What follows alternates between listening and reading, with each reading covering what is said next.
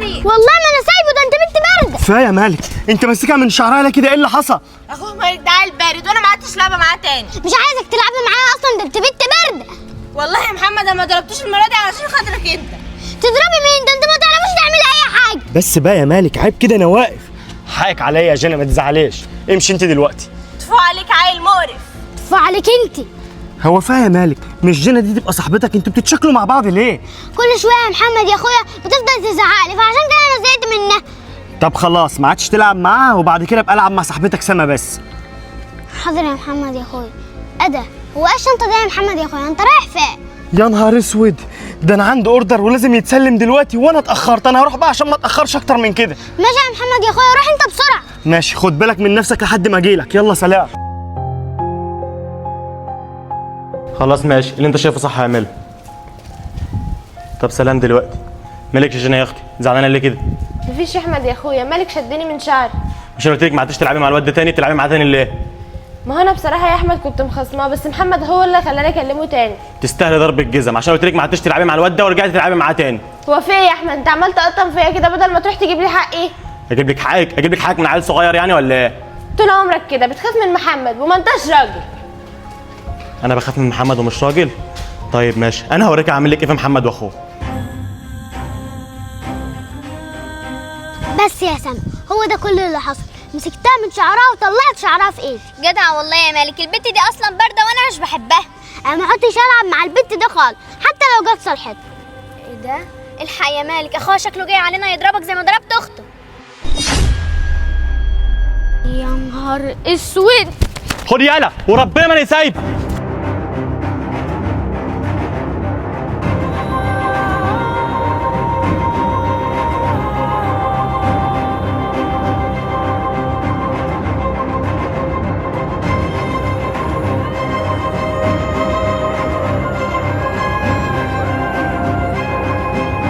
يا نهار اسود، يا ترى الواد ده راح فين؟ يا نهار اسود، يا ترى محمد اخويا هيرجع من الشغل امتى؟ انا خايف قوي. ايوه يا باشا، حضرتك انا تحت بيتك. هو انت الدور الكام؟ ايه؟ الدور الاخير ومفيش اسانسير كمان؟ تمام يا باشا، دقيقتين وهكون طالع لحضرتك. سلام. ايه ده؟ ايه الورقه دي؟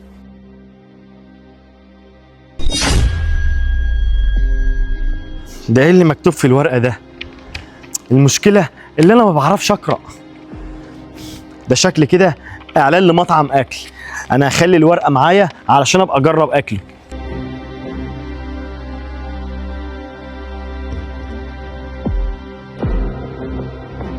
ما تجي تستخبى عندي يا مالك في البيت لحسن احمد يشوفك ويجي يضربك. لا يا سما، محمد اخويا زمته جه.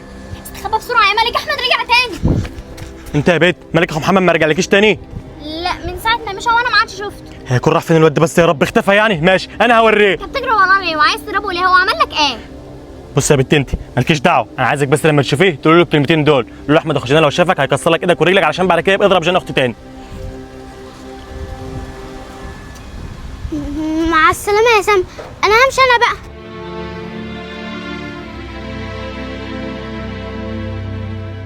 ايه ده يالا يا مالك؟ انت قاعد على السلم لا كده في ايه؟ محمد يا اخويا الحقني. الحاك؟ الحاك من ايه يالا مالك؟ احمد اخو جنى جالي وكان عايز يضربني وفضل يجري وراي. يجري وراك وكان عاوز يضربك؟ ماشي يا احمد انا هوريك. خد الشنطه دي واطلع على فوق. يلا يا مالك استناني فوق. حاضر يا محمد يا اخويا. كنت بتجري ورا مالك اخويا وعاوز تضربه؟ انا هوريك يا راح امك. جنى اخوك احمد فين؟ ليه في ايه؟ اخوك احمد كان بيجري ورا اخوه الصغير وكان عاوز يضربه. هي دي الرجوله؟ وهيضربه ليه يعني؟ معرفش والله. اخويا مالك ده خط احمر وانتوا فاهمين ولا لا؟ انا ماليش دعوه بالكلام ده، اعمل فيه اللي تعمله. انا وصلت لك الكلمتين وعايزك تقولهم لي. يلا سلام.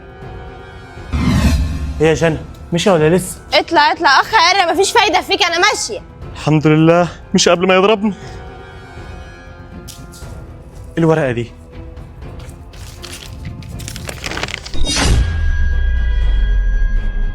اقرأ المكتوب. أنا عايز أنضم معاكم في لعبة طنغ صهور.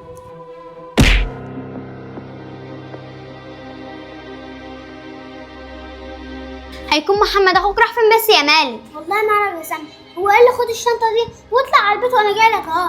ربنا يستر يا مالك، ما يكونش عمل مشكله، محمد مش ناقص. اهو محمد اخويا جه اهو. ايه محمد عملت ايه؟ اوعى تكون عملت مشكله. رحت له عند البيت ما لقيتوش، بس هيروح مني فين وربنا ما هسيبه. طب يلا بينا يا محمد يا اخويا نطلع الباب. اسمع كلام اخوك يا محمد واطلع الباب. ماشي انا طالع. يلا باي يا سما. باي يا مالك.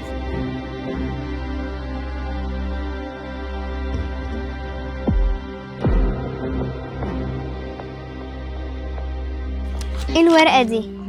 اقرأ المكتوب. انا عايزة انضم معاكم في لعبة تونج سهور.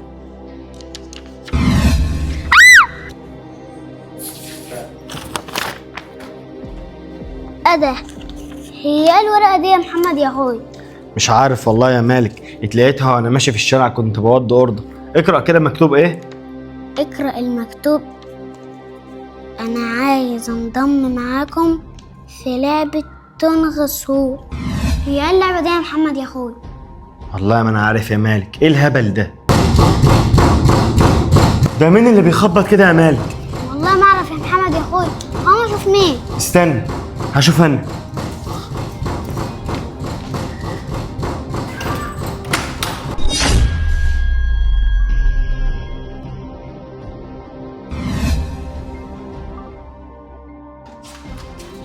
احنا جمعنا 4 اشخاص وهيلعبوا معانا لعبة توم صغور. برافو عليكم يا رجاله. تونغ سهور هيبقى مبسوط مننا قوي علشان جبنا له 4 اشخاص يلعبوا اللعبه بتاعته. بس في مشكلة موجودة معانا هنا، معانا 2 صغيرين وفيهم بنت و2 كبار. مش مشكله، كده ولا كده تونغ سهور هيخلص عليهم كلهم. يلا بينا نروح لهم علشان يبداوا اللعبه.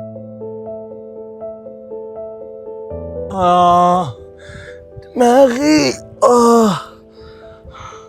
ايه ده؟ انا فين؟ وايه اللي جابني هنا؟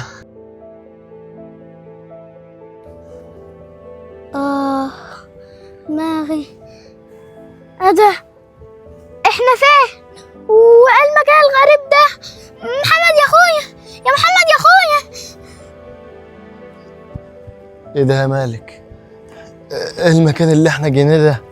والله ما اعرف يا محمد يا اخويا. ده سما صاحبتي نايمه هناك يا محمد يا اخويا، واحمد اخو جانا برضو هناك اهو. ايه المكان الغريب ده؟ ده مفيش مكان نخرج منه خالص. انت جيت ازاي هنا يا سما؟ وانت يا احمد جيت هنا ازاي؟ انا اخر حاجه فاكراها كان في ورقه مكتوب عليها انا عايزه انضم معاكم في لعبه تونغ سهور. وانا كمان حصل معايا كده، ظهر لي نفس الورقه وظهر لي كمان واحد لبس احمر وكان ماسك السلاح وقام ضربني بيه في وشي. دي نفس الورقه اللي قرأناها يا محمد يا اخويا. يلا يا سما، يلا يا احمد، يلا يا مالك، هنشوف اي مكان هنا علشان نخرج منه.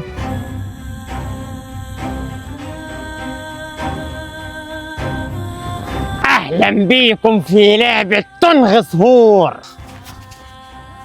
انتوا مين؟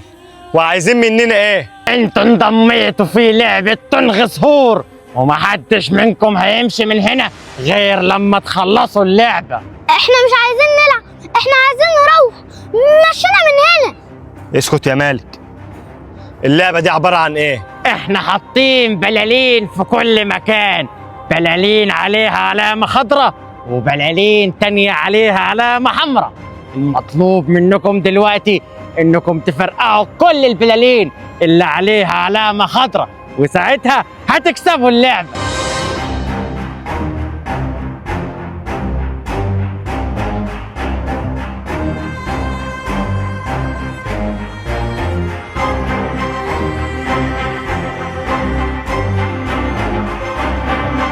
طب لو حد فينا فرقع بالونة عليها علامة حمراء هتعملوا معانا ايه؟ تونغ سهور هيخلص عليه. طب هو فين تنغ سهور ده؟ عاوزين نشوفه. لو كسبتوا تونغ سهور هيظهر لكم. يلا بينا استعدوا علشان نبدأ اللعب. هنعمل ايه دلوقتي يا محمد يا اخويا؟ انا خايف قوي. تونغ سهور ده شكله راجل شرير قوي وهيخلص علينا. طب احنا هنعمل دلوقتي ايه يا جماعه؟ احنا بين الحياه والموت.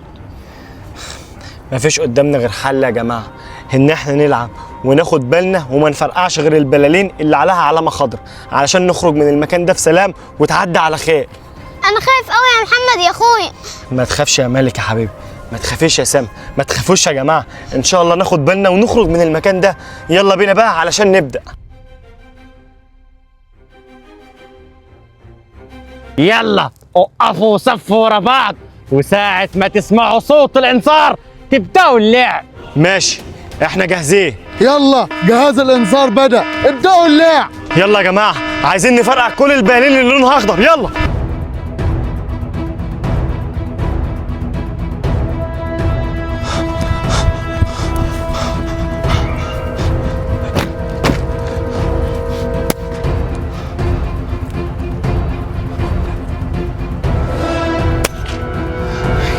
كده انا فرقعت الاتنين الخضر، اما راح اكمل على الباقي.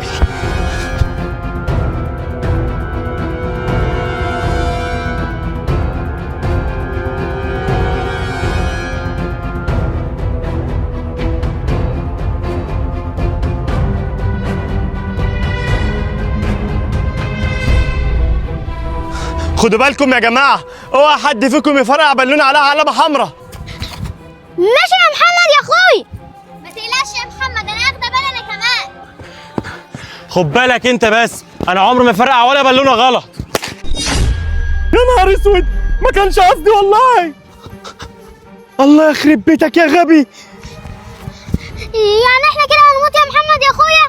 هتعمل ايه دلوقتي يا محمد؟ الغبي فرقع البالونه الغلط. مش عايز اسمع صوت حد فيكم، بدل ما تنغص هور يخلص عليه. يلا بينا علشان نبدأ الجولة التانية. هو لسه في جولة تانية؟ ايه يا حبايب قلبي، خلصتوا امتحانات؟ ايوه يا بابا. هتخرجنا فين بقى يا بابا؟ انتوا نفسكم تخرجوا فين يا حبايب قلبي؟ احنا عايزين نروح حديقة الحيوان. بس كده من عين الاتنين، يلا بينا.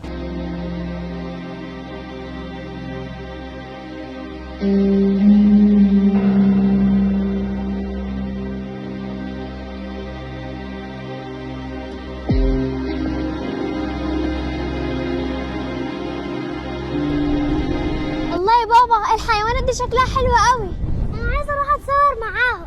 خلاص ماشي يا حبيبي، خد يا سما التليفون اهو، وخد اخوك وروحوا اتصوروا مع الحيوانات، وانا راح استناكم هنا. ماشي يا بابا. أخيرا خلصت الاختراع بتاعي اللي تعبت عليه سنين كتير أوي عم أجهزه، وأي حد هيشرب من الاختراع بتاعي ده هيتحول لحيوان مفترس. إيه ده؟ ده في حد قاعد هنا، هروح أجرب الاختراع بتاعي عليه. اتفضل يا أستاذ، إدارة حديقة الحيوان بتهديك العصير ده. شكرا. هو حضرتك مين؟ أنا الدكتور اللي بيعالج كل الحيوانات اللي في الحديقة دي. تشرفت بحضرتك. مش هشرب العصير اهو. اشرب.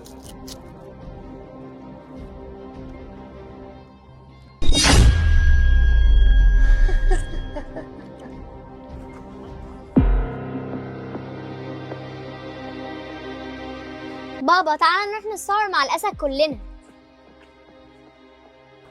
كفايه يا بابا، ما ترد علينا. شكلي كده مفعول الحقن بدأ يشتغل.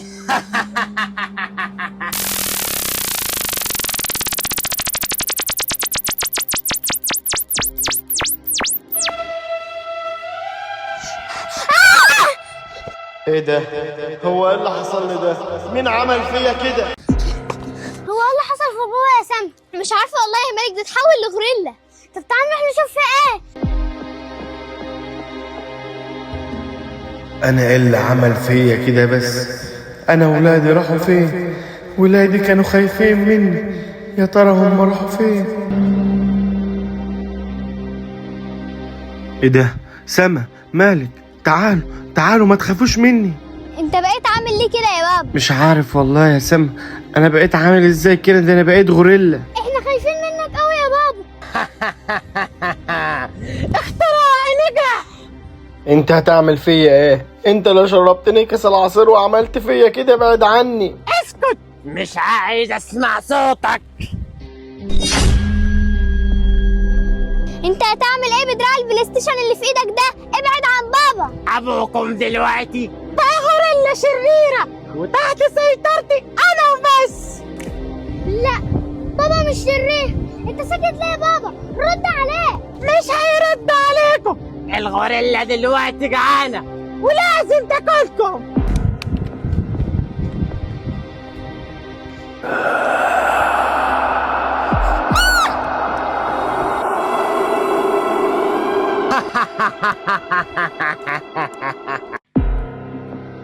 هنعمل ايه دلوقتي يا مالك؟ احنا لازم نرجع بابا لطبيعته تاني. والله ما اعرف يا سما، انا ما عدتش عارفه افكر. انا عايزه امشي من المكان ده. مش هينفع نمشي يا مالك من غير بابا. انا جالي فكره، اكيد دراع البلاي ستيشن اللي مع الراجل هو اللي هيرجع بابا لطبيعته تاني. فعلا يا مالك، الراجل الشرير ده كان بيتحكم في بابا بدراع البلاي ستيشن ده وكان هيخليه ياكلنا. ماشي، يلا بينا يا سما، تعال نروح للراجل الشرير ده. يلا بينا يا مالك.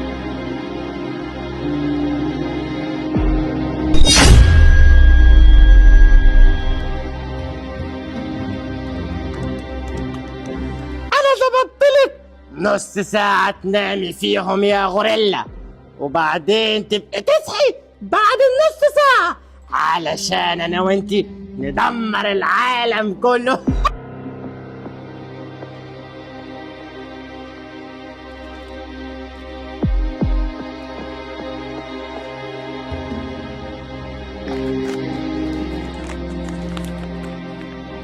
الحق يا سما، مكتوب للرجوع للطبيعة اضغط مثلث. بابا ايه ده؟ انا فين؟ هو احنا ايه اللي جابنا هنا؟ ايه ده؟ انتوا ايه اللي جابكم هنا؟ ورجعت ابوكم طبيعته تاني ازاي؟ ماشي، انا هحولكم كلكم لحيوانات مفترسة. مالك؟ بابا. ايه يا حبيبي، ماما اديتك العلاج ولا لسه؟ ايوه يا بابا، ماما ادتني العلاج. بالشفا ان شاء الله يا ملوكه. ما تقلقش يا محمد، انا مهتمه بالعلاج بتاعه لحد ما يقوم بالسلامه كده ويقف على رجله من تاني. ماما. ايه يا حبيبه ماما، خلصت الدرس بتاعك؟ ايوه يا ماما، والنهارده كان في امتحان وامتحنت وخدت 10 من 10. شطوره يا قلب ماما. طب يلا اطلعي البيت عشان تاكلي. انت يا بنت يا سما، هو انت ايه؟ جايه من غير ازيك يا بابا ولا عامل ايه يا بابا؟ هو انت ايه، جاموسه؟ انا مش جاموسه يا بابا، ما تشتمنيش. انت بترد عليا كمان؟ اطلعي يلا فوق بيت. هو انا عملت فيك ايه يا بابا؟ والله لو ما مشيتي من وشي للطشك بالقلم. يلا امشي. خلاص يا بابا، سما ما كانتش تقصد. هو ما عادش غيرك انت يا معاقل اللي هتتكلم. مش عارفه انت بتحبه على ايه يا بابا. سما استني يا سما. حقك عليا يا ملوكه حبيبي، هي ما كانتش تقصد والله. انا هعلمها الادب وهربيها. لا والنبي يا بابا ما تعملش فيها حاجه. ماشي ماشي يا حبيبي، تعالى يلا يا ملوك علشان اجيب لك مولتو عصير وعلشان نروح عند الدكتور عشان تاخد الحقنه. موافق؟ موافق. يلا بينا.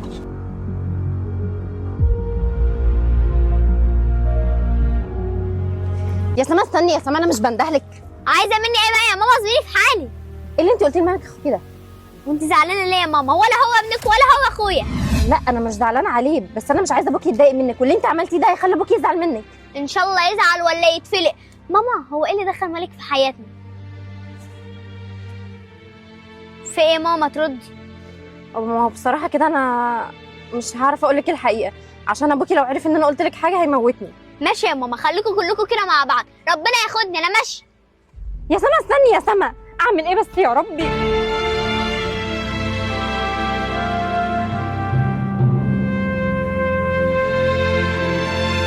خير يا دكتور، ابن مالك اخد الحقنه. هو ماله مدروخ ليه كده؟ ايوه يا استاذ محمد اخد الحقن، بس هي حقنه الضمور العضلات الشوكيه ديت بتبقى صعبه شويه. ربنا يكمل شفاعه على خير. انا جايب له 5 حقن والله ب 2 مليون دولار علشان يقف على رجله تاني. ان شاء الله يا استاذ محمد ياخد ال5 حقن ويبقى كويس. هو اخد 3 بس 2 بس ويبقى كويس ان شاء الله. ان شاء الله يا دكتور. انا حلم حياتي ان ابن مالك يقف على رجله زي الناس ويمشي زيهم. ان شاء الله يا استاذ محمد هيرجع يقف على رجله تاني ويطمن. ان شاء الله يا دكتور. يلا يا مالك يا حبيبي عشان نمشي.